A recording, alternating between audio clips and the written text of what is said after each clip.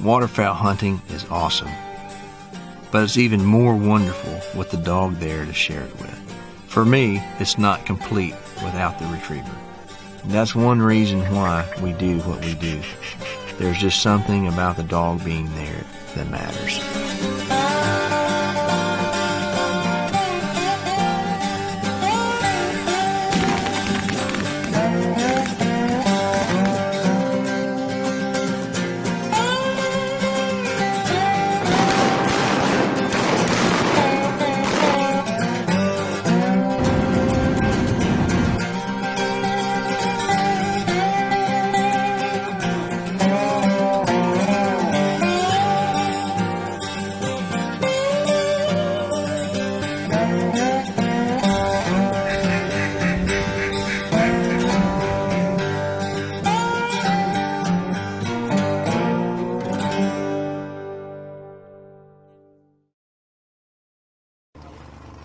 If you had told me when I was 18 years old, at some point during my life there would be 8 years that I didn't hardly get to hunt any because I was in the Army, I probably would have laughed in your face. But, you know, it was hard. I didn't hunt just a whole lot. I hunted when I could. You try to focus your time around your family because there's a lot of people that just don't get to see their families.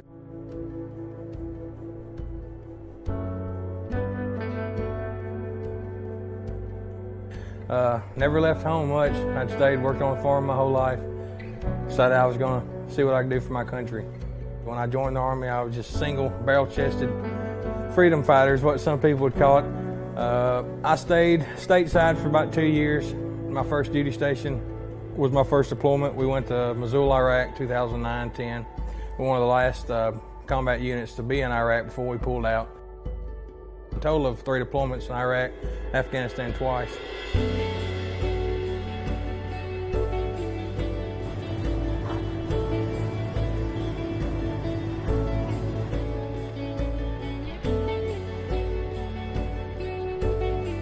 Army sniper with his unit, and he's guiding now in the wintertime.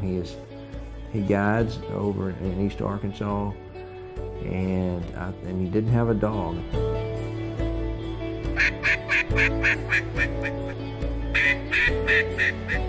You build a relationship with the men that you've been in war with and the men that you've been stationed with. It's just it's unbreakable. It really is. And then it's hard as well leaving that, coming back home, and just knowing that you'll probably never see those friends that you made again.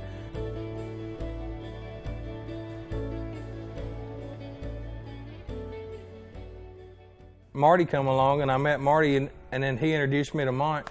It's just, you know, I got a love for that dog that I couldn't really explain. Like he picked up some broken pieces that we had that I needed as a person. I feel like Monte's been there for my family when we needed him. He's been really good to us.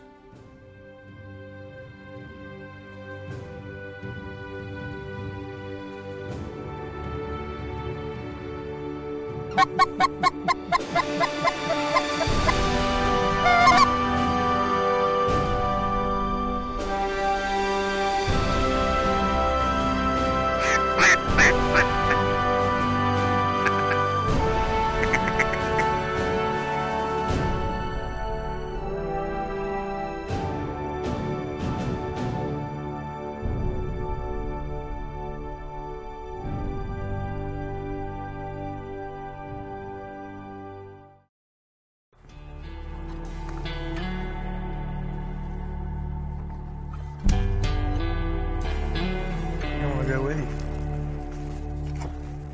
Something I really like about Monte is he can turn on a snap of your fingers. I can go with him from our session in the evenings on training. Early in the mornings, he'll do everything he's supposed to do.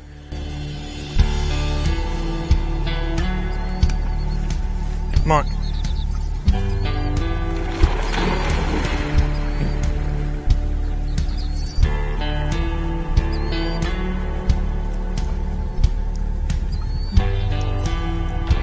Water probably feels good. Good. You know, even being he's our work dog, he's part of a family dog too. He spends more time with us. You know, he just don't go to the kennel and stay and work and work. I feel like at 5 years old, Monte's everything you could ask for in a dog. Back.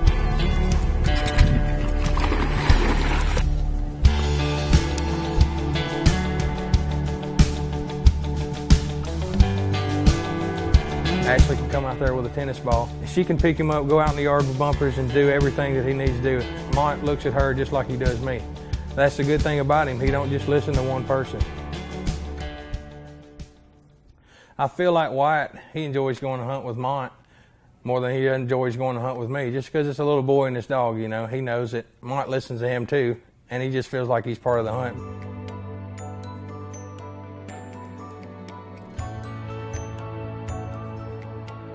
Monte loves Wyatt, Wyatt loves him. It's just, I feel like I'm able to watch Monte and Wyatt grow up together. And I feel like that's what kids need. They need that dog in their life. And so I can see the love that Wyatt has for Monte too, and it just, I mean, it's all complete.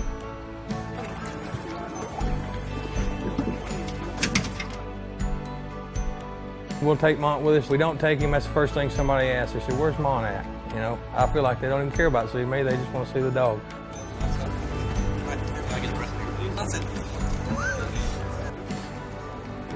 But he's become such a part of the family because you don't ever know he's there. Monte knows how to come in, be quiet, sit still somewhere. And I was just so pleased with that. You got rice, a little okra.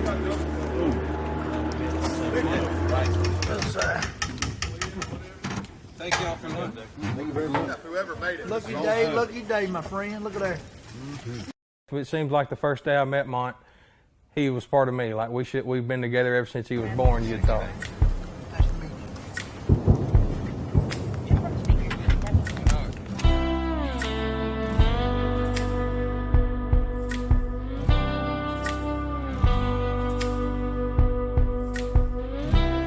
I don't know how many times I've sent Monte and I swore that he wasn't going to come back with it, and here he pumps over a log and he's got the duck in his mouth, you know.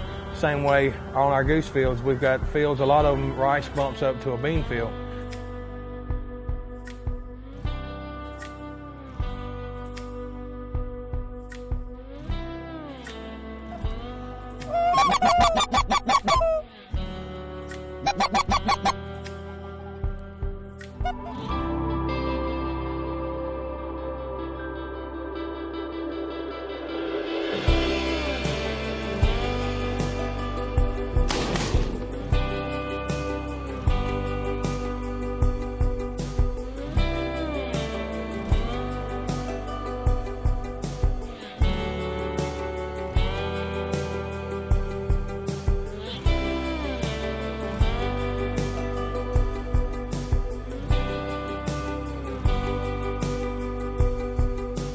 This year, we had a bird that went down. Bird was still alive. I didn't even send the dog after him. Marty looks over at me and said, let's send Monte after him.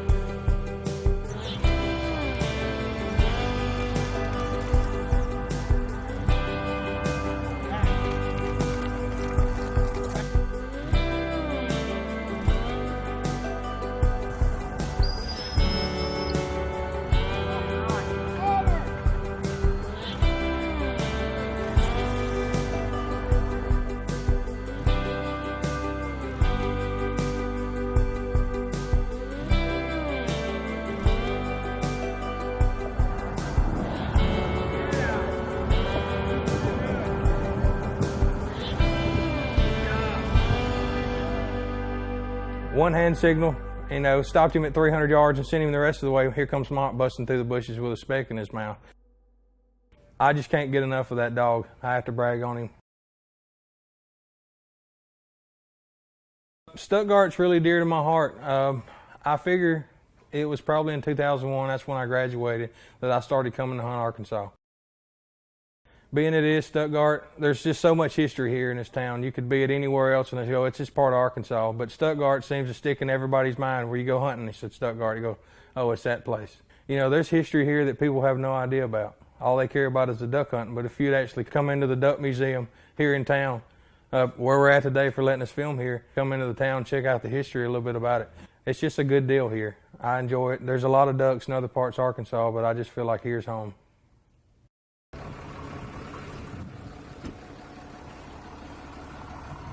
A few times during the summer, I'll come up here and I'll help Zach. You make that. Monte's there and he's ready to work. This is a deep well, and whenever our relifts and stuff are low on water, we use these. Pulls the water up out of the ground. We have several miles of underground pipelines, And all you do is it has a riser head. You'll open the riser head and put your riser lid on it, and it'll feed your poly pipe. You poke the hose, just a flat piece of plastic pipe, and when you put the water in it, it swells up, and then you take a little hole poker and you start poking holes in it. That's how we irrigate our rice, we irrigate our beans, we row crop all our beans, and levee water all our rice. Think I got enough pods on it? Nobody wants to get out there and fight cottonmouths all day long in a rice field. It's just not something everybody wants to do. But it's just part of it. If you're going to have a good time in the winter, you know, you've got to do your hard work in the summer. Mont, you wouldn't know outside of them 60 days that Mont was a duck dog. He lays on his back. He wants to lay in the back of the truck, and he don't like leaving the air conditioner. But if you try to leave him at home, he's upset at you for 2 days after that. You know, he likes to go with me everywhere I go. We go to the farm, he'll go around, he'll water in the rice fields. You know, he has a good time. 9, 10, 11, 12, 13, 14, 117 pods on one plant. Sounds good. Yeah. He'll probably go 90 bushels. Yeah. Just kind of gives you an idea what it's supposed to do. Whatever makes the birds come. Yep. If I did have a service dog, I figure Mont's my service dog.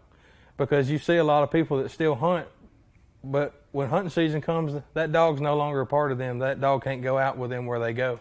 So Mont's with me every day. This is like the north side of that bank, of that stud levee.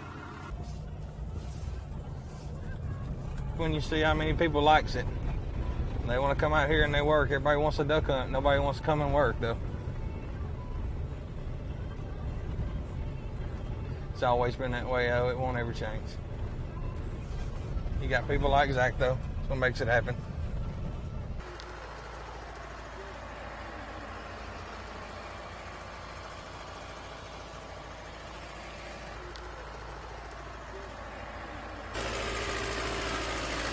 This reservoir, we use this as irrigation. You can see the pump. We pump this water out of the reservoir to use to irrigate the crops. And our neighbors right next to us are building one right now. So you can see what this one looks like. It's been here for several years. And then you can see what the process of building a new one is like. It's a lot of long hours and big machinery. It got to where he was one of the main guide services around that was hunting specs at the time. I wanted to go with him more, and he said, man, I'm getting more clients. He said, I don't have a lot of time. And I said, well, I want to go hunting. He said, well, you're just going to have to come to work for me. So, man, we've known each other for 5 years. And about 4 years ago is when I started, you know, full-time with him in the evenings. After I'd get done duck hunting, I'd go and I'd meet up with him.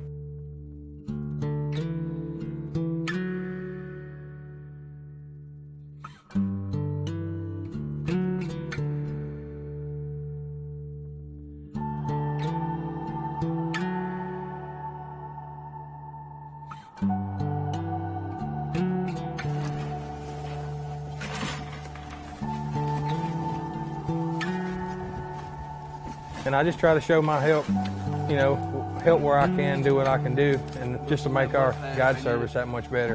And Zach sees that, and I feel like we're growing.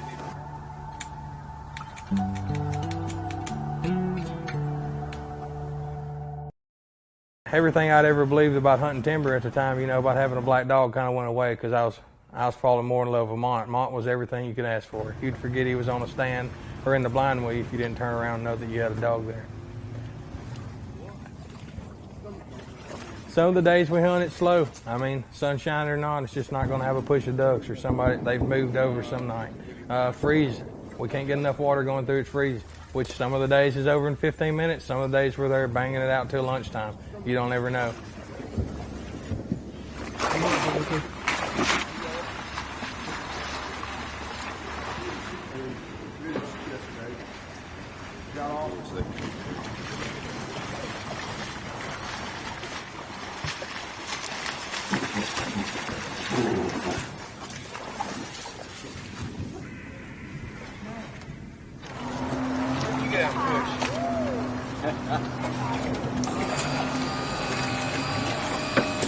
And the good thing about Monte is he don't know that if it's a 5-minute hunt, a 15-minute hunt, or a 4-hour hunt, Monte's going to stay there on the stand. He's not going to lay down. He's ready. He's up in the air looking at ducks.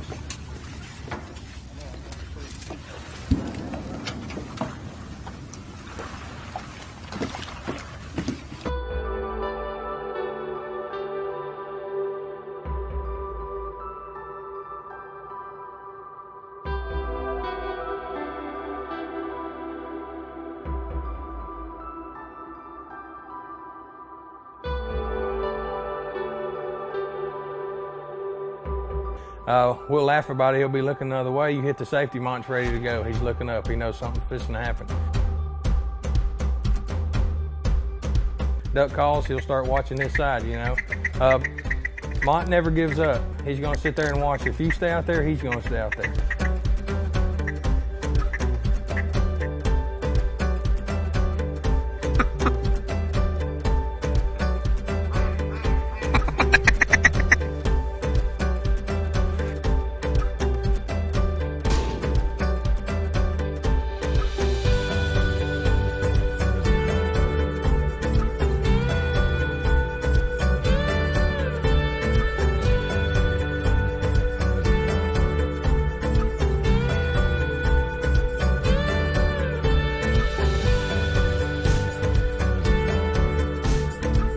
Everybody loves him. Everybody that duck hunts for Monte, they go, hey, there's that dog that don't whine on the stand. You know, that's the one you never know's back there. You don't even have to stand beside him.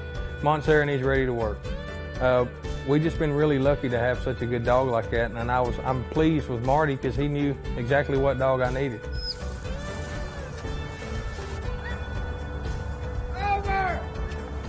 We have a good time hunting, but he also is a perfect dog at my house. He's good to my wife, he's good to my kids, he's always there. I feel like if I didn't have him, he always keeps me busy. He always keeps me cheered up. And, you know, without him, I don't know if some of the things I could have got through.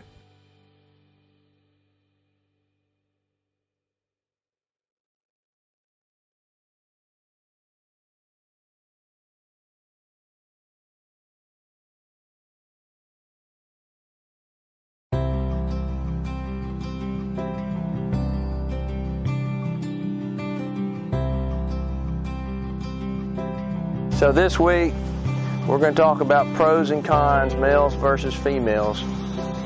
And every week I get calls about this.